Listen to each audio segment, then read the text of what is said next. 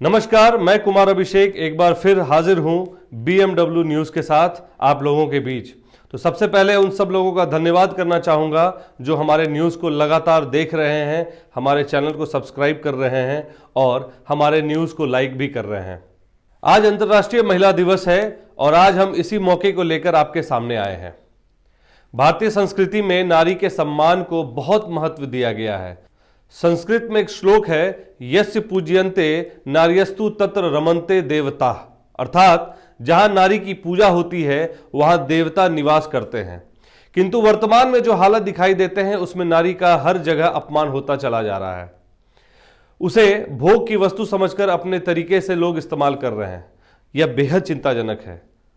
लेकिन हमारी संस्कृति को बनाए रखते हुए नारी का सम्मान किया जाए, इस पर विचार करना अति आवश्यक है। अंतर्राष्ट्रीय महिला दिवस 2022 का ध्येय वाक्य ब्रेक द बायस है, यानी पूर्वाग्रहों को तोड़ना। हम सभी यह जानते हैं कि समाज में व्याप्त पूर्वाग्रहों को तोड़े बगैर एक समता मूलक, समावेशी और न्याय संगत समाज का निर्माण नहीं हो सकता है। इसके लिए हम एक पूर्वाग्रह, रूढ़िवादिता और भेदभाव से मुक्त दुनिया की कल्पना करना चाहते हैं, जहां समानता एक जीवन मूल्य के रूप में समाज को निर्देशित करे। दुनिया में स्त्रियों के संघर्ष, उनके मानवीय मूल्यों और आदर्शों के प्रति समर्पण को वैश्विक स्तर पर अनुकरणीय बनाने के लिए अंतर्राष्ट्रीय महिला दिवस प्रत्येक वर्ष 8 मार्च को मनाया जाता है। ऐतिहासिक संदर्भों में महिला दिवस को मनाने की शुरुआत औद्योगिक क्रांति के साथ जुड़ी है, जहां दुनिया के उद्योगों के विकास ने महिलाओं को आत्मनिर्भर और स्वतंत्र बनाने के बजाय नई आर्थिक संरचनाओं में जकड़ना शुरू किया। 1911 में पहली बार ऑस्ट्रिया, डेनमार्क, जर्मनी और स्विट्जरलैंड में 19 मार्च को अंतर्राष्ट्रीय महिला दिवस मनाया गया, जबकि रूस ने वर्ष 1930 और 1940 के बीच 23 फरवरी को यह दिन मनाया। संयुक्त राष्ट्र ने अपना पहला आधिकारिक अंतर्राष्ट्रीय महिला दिवस 8 मार्च को घोषित किया, जिसे सार्वभौमिक रूप से स्वीकार किया गया और तब से 8 मार्च को अंतर्राष्ट्रीय महिला दिवस मनाने की परंपरा शुरू हुई। ऐसी दुनिया जहां लैंगिक समानता की दुनिया होगी, जहां हम साथ मिलकर महिलाओं की समानता का निर्णय कर सकते हैं और सामूहिक रूप से पक्षपात को दूर कर सकते हैं। आज का परिदृश्य बताता है कि हम सभी अपने विचारों और कार्यों के लिए जिम्मेदार हैं। अब बात करते हैं महिलाओं की सहभागिता की।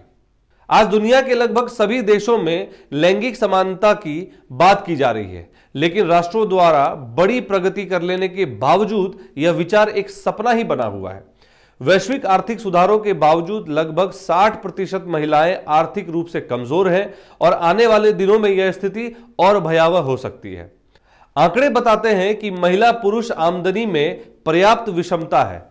महिलाएं पुरुषों की तुलना में 23% कम कमाती हैं। आबादी के लिहाज से देखें तो हम पाते हैं कि महिलाएं दुनिया की आधी आबादी के रूप में है, वहीं महिलाओं की राजनीतिक भागीदारी केवल 24% है। यह भी दिलचस्प है कि उत्तर कोरिया जैसे देश में महिला साक्षरता दर 100% है। पोलैंड, रूस और यूक्रेन में 99%, इटली में 99%, सर्बिया में 98%, चीन में 96% और यहां तक कि हमारे पड़ोसी छोटे देश श्रीलंका में यह 91% है, जबकि भारत में यह 66% है। कुछ पड़ोसी देशों में महिला साक्षरता दर और भी कम है, जैसे पाकिस्तान में 47%, अफगानिस्तान में 30% और नाइजर में 11% महिला साक्षरता दर है। इसी तरह महिला श्रम शक्ति भागीदारी दर नेपाल में 82%, वियतनाम में 73%, सिंगापुर में 62%, यूके में 59%, यूएस में 56%, सर्बिया में 42%, जबकि ग्रामीण आधारित देश होते हुए भारत में यह दर केवल 21% है। इसीलिए अंतर्राष्ट्रीय महिला दिवस भारत में महिलाओं की स्थिति को ऊपर उठाने के लिए जागरूकता, प्रयास और श्रम प्रेरणा का आह्वान करता है। किंतु बदलते समय के हिसाब से अगर आजकल की लड़कियों पर नजर डालें तो यह पाते हैं कि महिलाएं आजकल हर क्षेत्र में बहुत तेजी से बाजी मार रही हैं।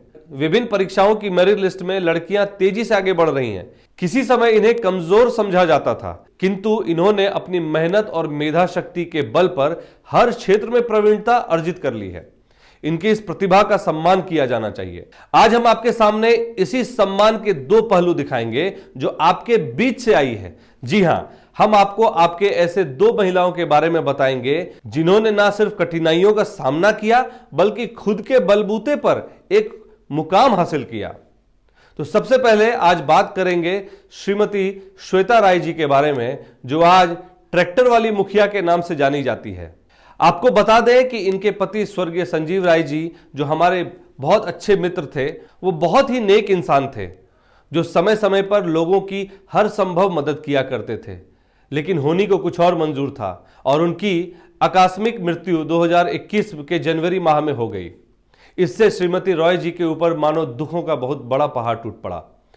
लेकिन इसके बावजूद वह इन सब मुश्किलों को झेलकर, इन सब परिस्थितियों को समझते हुए आगे बढ़ी और अपने आप को साबित किया कि महिलाएं अगर चाह ले तो वो क्या कुछ नहीं कर सकती हैं जो पुरुष कर सकते हैं। और आज वो बलरामपुर पंचायत के लखनपुर से 15 गांव की मुखिया हैं, जिसकी कुल आबादी 95,000 है। आज उन्हीं के बातचीत के कुछ अंश हम आपसे साझा कर रहे हैं और उन्हीं की जुबानी सुनते हैं और आखिर में वो महिला सशक्तिकरण को लेकर क्या सोचती हैं और कौन सी ऐसी शक्ति है जो उन्हें मुश्किल लम्हों में हिम्मत देती है। आइए सुनते हैं श्रीमती रॉय को। तो आइए बात करेंगे हम आज श्वेता रॉय से। सबसे पहले तो जानेंगे कि श्वेता मुखर्जी से श्वेता रॉय तक बनने का सफर। तो हमारे बीच हैं श्वेता रॉय। और कैसे हैं आप? ठीक हूँ। सबसे पहले तो BMW न्यूज़ का बहुत बहुत धन्यवाद और ख़ासकर अभिषेक जी आपका बहुत बहुत धन्यवाद कि आपने अपने व्यस्ततम जितने भी आप व्यस्त रहते हैं उससे आपने समय निकाला और मुझे आपके प्लेटफॉर्म में बोलने का मौका दिया। इसके लिए आपका बहुत बहुत धन्यवाद। मैं ठीक हूँ। श्वेता मुखर्जी से ट्रैक्टर वाली मुखिया बनने तक का कैसा रहा सफर? देखिए, श्वेता मुखर्जी से तो पहले मैं ट्रैक्टर वाली मुखिया नहीं बनी हूँ। श्वेता मुखर्जी से मैं श्वेता रॉय बनी, मिसेस श्वेता संजीव रॉय। मेरे पति संजीव रॉय, उनका निधन 2021 में जनवरी में हो गया था और उसके बाद से आप यूँ कहिए कि उनके काम-काज को सँभालने का जो सिलसिला शुरू हुआ और अपॉर्च्युनिटीज़ मेरे पास और आती गई और आज मैं आपके सामने हूँ। महिलाओं को लेकर हर बार एक बात की जाती है, महिला सशक्तिकरण, और हर सेक्टर में कहा जाता है कि महिलाओं की भागीदारी होनी चाहिए। आपको क्या लगता है कि आप जिस सेक्टर में काम कर रही हैं या जिस क्षेत्र में काम कर रही हैं, वहाँ महिलाओं का क्या योगदान है और कैसी भागीदारी है? देखिए, ये तो थोड़ा-सा अब लोगों की सोच बदल रही है। आजकल आप देखेंगे हर एक क्षेत्र में, हर एक सेक्टर में महिलाएँ भी उतनी ही बढ़-चढ़ कर हिस्सा ले रही हैं जितने कि पुरुष। तो बहुत ज़्यादा डिफ़रेंस नहीं रहा और रही बात अभी गाँव के एरिया की, थोड़ा-सा जो अब रूरल एरिया है, वहाँ पे जागरूकता अभियान चलाए जाते हैं। लोग काफ़ी अभी जागरूक हो रहे हैं, अभी डिजिटल मीडिया आ गई है। तो कोई भी बात हम मतलब यूँ ही पहुँचा सकते हैं अपनी बात, तो इससे काफ़ी फ़र्क पड़ रहा है। पहले आप एक घर सँभालती थीं, आज आप 15 गाँव की मुखिया हैं, जहाँ 9500 लोगों की आबादी है। इसको कैसे सँभालती हैं? क्या चैलेंजेज़ हैं? देखिए, काम चाहे आप घर पे करें, चाहे आप बाहर करें, चैलेंजेस तो है ही। और मैं समझती हूँ कि एक हाउसवाइफ़ जितना काम करती है, उतना शायद ही कोई कर पाता है, वो भी अनपेड, बिना थके। तो हाँ, ये बात सच है कि अभी मैं जिस परिस्थिति से गुज़र रही हूँ, उसमें मुझे घर और बाहर दोनों को एक साथ लेके चलना पड़ रहा है। थोड़ा डिफ़िकल्ट तो है, लेकिन ये है कि अगर आप में आत्मविश्वास हो, अगर विल पावर आपका स्ट्रॉन्ग हो, तो आप कुछ भी कर सकते हैं। महिलाओं को ज़्यादा पढ़ी-लिखी समझना और महिलाओं की भागीदारी किसी भी व्यवसाय या किसी भी सेक्टर में, इसे आप किस नज़र से देखती हैं? महिलाओं की भागीदारी बिल्कुल होनी ही चाहिए, महिलाओं को आगे बढ़ना ही चाहिए। एक महिला, अगर पढ़ी-लिखी महिला पूरे समाज को शिक्षित करती है और एक महिला से आप अगर कोई काम करवाएँगे, उसमें आपका, मैं ये नहीं बोल रही हूँ कि पुरुष काम नहीं करते, बट जिस डेडिकेशन के साथ महिलाएँ काम करती हैं, वो वाक़ई काबिल-ए-तारीफ़ है। और आजकल आप देखिए, किस फ़ील्ड में कोई फ़ील्ड अनछुआ नहीं रहा। सारे फ़ील्ड में महिलाएँ बढ़-चढ़ कर हिस्सा ले रही हैं और अपनी भागीदारी दर्ज कर रही हैं। मुखिया होने से पहले और मुखिया होने के बाद लोगों में किस तरह से आपको लगता है कि किस तरह का इंटरेक्शन आपका हुआ? और चूँकि हमारे हिंदू रीति-रिवाज या अगर बात करें परिवार में, ये होता है कि बहुएँ बाहर निकलने को सोचती हैं या परिवार का एक रहता है कि बहू कैसे हमारे समाज में बाहर जाएँगी। अभी कैसी परिस्थिति है? देखिए, मैं समाज का तो नहीं, मैं अपनी बात बताऊँगी कि जब संजीव नहीं रहे और उसके बाद का जो फेज़ आया, मेरे ससुराल वालों ने बहुत सपोर्ट किया मुझे। मतलब अगर मैं आज यहाँ पे हूँ, तो सिर्फ़ उन लोगों की वजह से हूँ, क्योंकि उन लोगों ने मुझे साफ़ तौर पे कहा कि नहीं ठीक है, तुम बहू थी, अब हमारी बेटी हो। तो मुझे उस हिसाब से कोई प्रॉब्लम नहीं आई। हाँ, अभी भी कुछ समाज में ऐसे लोग हैं जो ऐसा सोचते हैं, लेकिन मैं तो दरख्वास्त करती हूँ हमेशा। मैं अपने हर एक इंटरव्यू में मैंने बोला है कि प्लीज़ अब जागिए, जागने का समय आ गया है।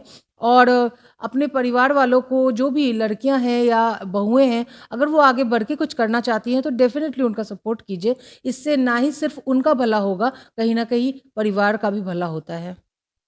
हमारे चैनल के माध्यम से कोई ऐसा संदेश देना चाहेंगी जो महिलाओं को जागरूक करे या महिलाओं को किस तरह से आगे आना चाहिए, उसको लेकर कुछ कहना चाहेंगी? देखिए, ये आज मुझे बहुत अच्छा मौका मिला है अभिषेक जी, बीएमडब्ल्यू न्यूज़ के पोर्टल से मैं जितनी भी महिलाएं, मेरी बहनें मुझे देख रही हैं, मैं उनको बोलूँगी कि एजुकेशन, और यंगस्टर्स को मैं बोलूँगी, जितनी भी लड़कियां हैं, एजुकेशन इज़ प्राइम। अगर आप एजुकेटेड हैं तो आप बहुत कुछ कर सकते हैं। So do focus on your education. अपने पैर को मजबूत कीजिए और उसके बाद अपने पंखों को खोलिए और उड़ान भरिए। तो आपने सुना एक महिला को किस तरह से खुद को आत्मनिर्भर बनना चाहिए और हिम्मत कभी नहीं हारनी चाहिए। चाहे परिस्थितियां कैसी भी हों, इनसे जो निकल गया असल में वही बाजीगर कहलाता है। अब हम आगे जिनकी बात करने जा रहे हैं वह कटिहार की ही बेटी है, और उन्होंने भी ना सिर्फ कटिहार में बल्कि पूरे भारत में और भारत से निकलकर विदेशों तक में अपना काम को और अपने नाम का झंडा बुलंद किया है। मैं बात कर रहा हूं उस महिला की जो खुद एक व्यावसायिक परिवार से आती है और आज खुद को खुद के बदौलत अपनी एक अलग पहचान बनाई है। जी हां, मैं बात कर रहा हूं छोटी सी प्यारी सी बबली सी दिखने वाली कटिहार की रहने वाली उर्वशी पवनानी जी की, जिन्होंने एबेकस क्लासेस की शुरुआत करते हुए ना सिर्फ कई बच्चों को ब्रेन मैथमेटिक्स सिखाया बल्कि इस क्षेत्र में अपनी एक अलग पहचान बनाई। हालांकि ये खुद एक व्यावसायिक परिवार से आती है तो इनके रगों में व्यावसायिक खून तो पहले से ही था, लेकिन एक महिला होने के नाते इनके साथ क्या क्या परेशानियां और कठिनाइयां आई और इन सब के बावजूद इन्होंने कैसे फोकस्ड होकर अपने कार्य को निरंतर करती रही, इन्हीं से जानते हैं। तो सुनिए उर्वशी पवनानी जी को। बहुत बहुत स्वागत है आपका बीएमडब्ल्यू न्यूज़ में। और सबसे पहले तो बहुत बहुत धन्यवाद आपका कि आप अपने कीमती समय में से हमारे लिए थोड़ा सा समय निकाला और इंटरव्यू के लिए हमें समय दिया। तो और उससे पहले मैं आपको बहुत बहुत शुभकामनाएं देता हूं कि आपकी शादी हुई है, और बहुत सारी शुभकामनाएं बीएमडब्ल्यू न्यूज़ के पूरी टीम की तरफ से।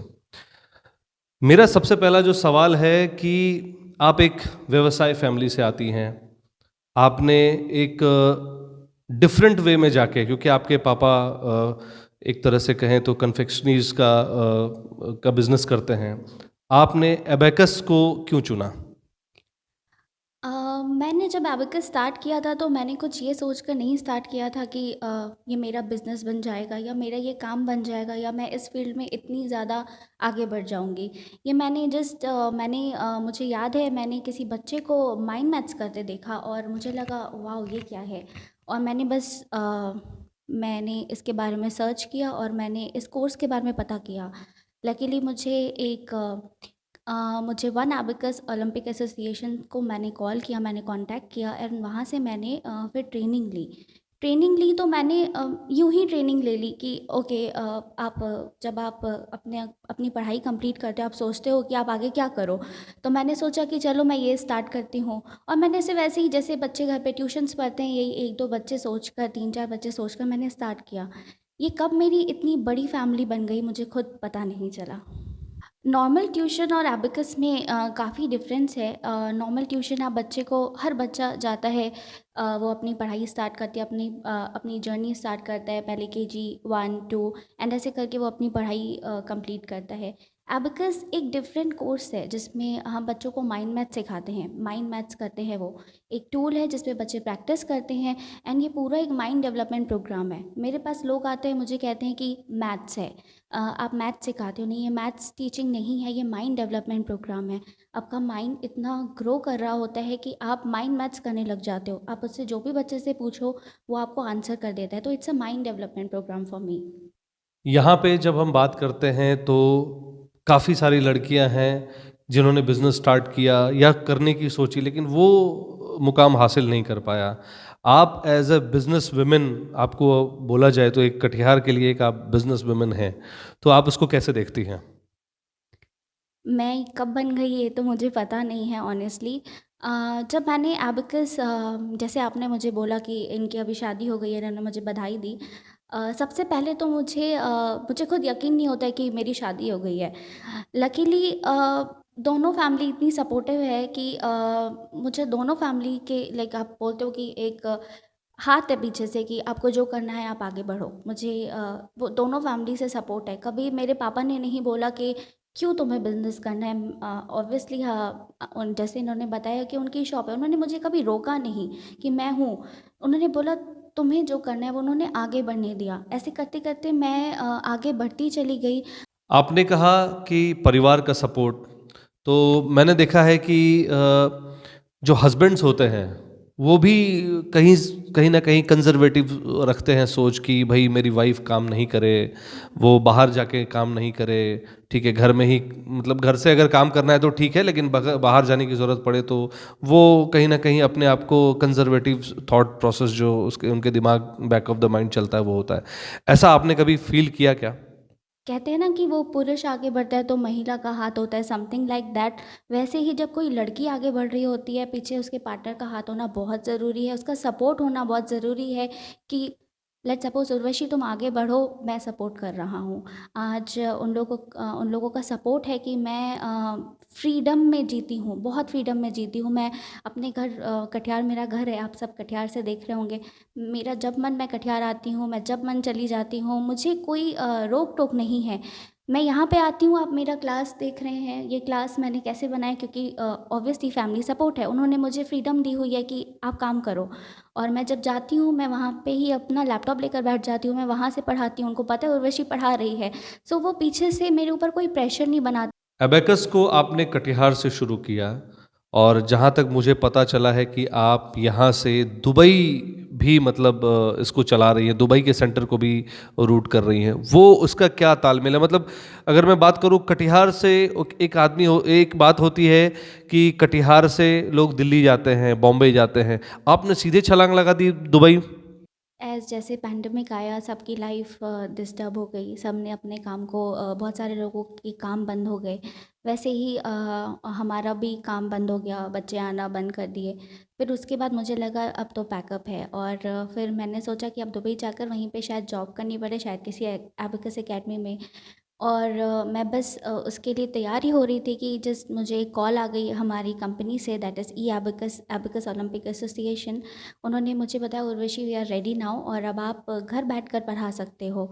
सो बिकॉज ऑफ ई एबेकस मैंने बच्चों को, जैसे मैं यहाँ पर घर बुलाकर बच्चों को डेमो देती थी, फिर मैंने ई एबेकस पर बच्चों को बुलाकर डेमो देना स्टार्ट किया। उनको बहुत पसंद आया, और आज कटिहार के साथ पूरे इंडिया के साथ मेरे पास दुबई से भी स्टूडेंट हैं। मैंने जो देखा है, मैं ज़्यादा तो नहीं बट मैं बहुत कम टाइम रहकर आई हूँ, और जितना मैंने नोटिस किया है कि यूएई में लड़कियां हर क्षेत्र में आगे हैं, वो हर सेक्टर में है। वो ऐसा नहीं है कि इसमें लड़के ज़्यादा हैं, इस सेक्टर में लड़कियां ज़्यादा हैं। वहाँ पे ऑलमोस्ट मुझे ऐसा लगता है कि वहाँ पे लड़कियां ज़्यादा आगे हैं, उनके लिए ज़्यादा वैकेंसीज़ हैं। वैसे ही यहाँ पर इंडिया में भी ये होनी चाहिए, गवर्नमेंट में, प्राइवेट में। और ये चीज़ मुझे यहाँ पे थोड़ी सी यहाँ पे लोग इस मैटर को लेके उदासीन लगते हैं। मैं आपके न्यूज़ चैनल के माध्यम से सारी लड़कियों को, स्पेशली कटिहार की लड़कियों को ये मैसेज देना चाहती हूँ कि आप भी अपने अंदर कॉन्फिडेंस रखें, आप बाहर निकलें और आप अपने आप को ग्रूम करने की कोशिश करें। जब मैं यहाँ से निकली थी मैं भी बहुत डरी हुई थी, मुझे भी ऐसा लगता था कि मैं यहाँ पे कमज़ोर हूँ, यहाँ पे कमज़ोर हूँ, मुझसे नहीं हो पाएगा, मैं कटिहार से बाहर नहीं कर सकती। मुझे जब फर्स्ट कॉल आई थी कि आपको मैं दुबई में एक क्लास में मुझे पढ़ाना था, मुझे फ़र्स्ट कॉल आई थी, मैं बहुत नर्वस थी, मेरे से नहीं हो पाएगा। बट फिर भी मैंने अपने अंदर कॉन्फिडेंस रखा, मैंने बोला क्या हो जाएगा, ज़्यादा से ज़्यादा क्या हो जाएगा कि ये हाथ से चला जाएगा, बट ट्राई तो करना है। सो मेरा ये मैसेज है कि एटलीस्ट ट्राई, आप ट्राई करो एंड कॉन्फिडेंस के साथ ट्राई करो और ट्राई करते रहो। तो अभी आपने सुना उर्वशी जी को। हमने ये दोनों ही परिचय आपके ही बीच रहने वाली उर्वशी और श्वेता जी की दिखाई है, और मैंने इसे इसलिए दिखाया है क्योंकि ये दोनों आप ही के क्षेत्र से हैं और इन्होंने खुद के बलबूते आत्मनिर्भर बनने के अपने क्षेत्र में एक मुकाम हासिल किया और साथ ही साथ ये भी दिखाया कि अगर महिलाएं भी चाह ले तो वो सब कुछ कर सकती हैं जो एक पुरुष कर सकते हैं। और ये एक आईना है जो ये दिखाता है कि कटिहार जैसे शहरों में कितनी प्रतिभाएं छुपी हुई हैं। तो अपने इस वीडियो के माध्यम से उन सब महिलाओं और लड़कियों से कहना चाहूंगा कि अपनी छुपी प्रतिभा को पहचाने और आत्मनिर्भर बने। हालांकि यह वाकई चिंता की बात है कि महिला सशक्तिकरण के तमाम प्रयासों के बावजूद देश की कुल श्रम शक्ति में औरतों की भागीदारी कम हो रही है। वर्ल्ड बैंक ने अपने इंडिया डेवलपमेंट रिपोर्ट में कहा है कि वर्कफोर्स में महिलाओं की भागीदारी के मामले में भारत काफी पीछे है। इस मामले में 131 देशों की सूची में वह 120वें स्थान पर है। अव्वल तो नौकरियां हैं ही नहीं और जो हैं भी उनमें पुरुषों को प्राथमिकता दी जाती है। श्रम शक्ति में औरतों की भागीदारी 2005 के बाद से लगातार कम हुई है, जबकि देश में 42% स्त्रियां ग्रेजुएट हैं। अभी महिलाओं को सबसे ज्यादा काम कृषि क्षेत्र में ही मिल पा रहा है। इंडस्ट्री और सर्विस सेक्टर में उनकी उपस्थिति महज 20% है। भारत की विकास प्रक्रिया सही मायने में अपने मुकाम पर तभी पहुंचेगी जब महिलाएं इसका अनिवार्य हिस्सा बनेंगी। वर्कफोर्स में महिलाओं की कम मौजूदगी की सबसे बड़ी वजह लैंगिक समानता है। हमारा सिस्टम उनके प्रति सेंसिटिव नहीं हो पाया है। हाल तक लड़कियों को शिक्षा प्राप्त करने से रोका जाता था। अब सरकारों के प्रयास से हर वर्ग की लड़कियां स्कूल कॉलेज जाने लगी हैं, लेकिन उनमें भी कई ड्रॉप आउट की संख्या बहुत मिल जाती है। लड़कियां अनेक कार्यों से बीच में ही पढ़ाई छोड़ देती हैं। जाहिर है उच्च शिक्षा प्राप्त महिलाओं का शादी के बाद घर बैठ जाना बहुत बड़े स्तर पर टैलेंट की बर्बादी है। नौकरी में भेदभाव भी एक बहुत बड़ी समस्या है। एक ही काम के लिए महिलाओं को पुरुषों के मुकाबले कम वेतन मिलता है। सैलरी में भी भेदभाव है। प्रमोशन में भी पक्षपात देखने को मिलता है और यही वजह है कि करियर के ऊंचे पायदानों पर उनकी संख्या कम होती जाती है। ऐसा तब है जब महिलाएं सभी क्षेत्रों में अपनी प्रतिभा का लोहा मनवा रही हैं। असुरक्षित माहौल और कमजोर इंफ्रास्ट्रक्चर के कारण भी कई महिलाओं को नौकरी छोड़ देनी पड़ती है। महिलाओं के लिए बनी तमाम स्कीमों और कानूनों का सख्ती से पालन होना बेहद जरूरी है। इसके साथ ही कानून व्यवस्था को भी चाक चौबंद बनाया जाना चाहिए, तभी महिलाओं का वर्कफोर्स में प्रतिनिधित्व बढ़ेगा। लेकिन इन सब परिस्थितियों के विपरीत आज महिलाएं हर क्षेत्र में अपना लोहा मनवा रही हैं और निरंतर आगे बढ़ रही हैं। खास करके छोटे शहरों की महिलाओं में गजब की प्रतिभा छिपी हुई है जो उभर करके नहीं आ पाती है। और मैं इस बात को डंके की चोट पर कह सकता हूं कि कटिहार जैसे छोटे शहरों में प्रतिभाएं छुपी हुई हैं जो निखर के सामने आना बाकी है। तो आप लोगों से अपने इस वीडियो के माध्यम से यह निवेदन करता हूं कि खुद को आत्मनिर्भर बनाएं, अपनी प्रतिभाओं को कभी ना छुपाएं, उन्हें उजागर करें, स्वावलंबी बने और अपने परिवार के लिए, शहर के लिए, राज्य के लिए और अपने देश के लिए एक यूथ आइकन बने, जिससे कि आपके सहयोग से पूरे देश में एक माहौल बने जिसे और भी महिलाएं या लड़कियां देखकर अपनाएं। और जब यह जज्बा तैयार हो तो हर घर से महिलाएं निकलकर सामने आए और राष्ट्र हित में काम करें। अब जाते जाते सभी महिलाओं को अंतर्राष्ट्रीय दिवस के अवसर पर फिर से पूरे BMW न्यूज की टीम की तरफ से ढेरों शुभकामनाएं। कैसा लगा ये वीडियो कमेंट करके हमें जरूर बताएं। हमारे से जुड़े रहने के लिए लाइक करें, इससे हमें और अच्छी वीडियोस बनाने की प्रेरणा मिलती है। तो लाइक और सब्सक्राइब करना ना भूलें और अंत में बेल आइकन को जरूर दबाएं। धन्यवाद।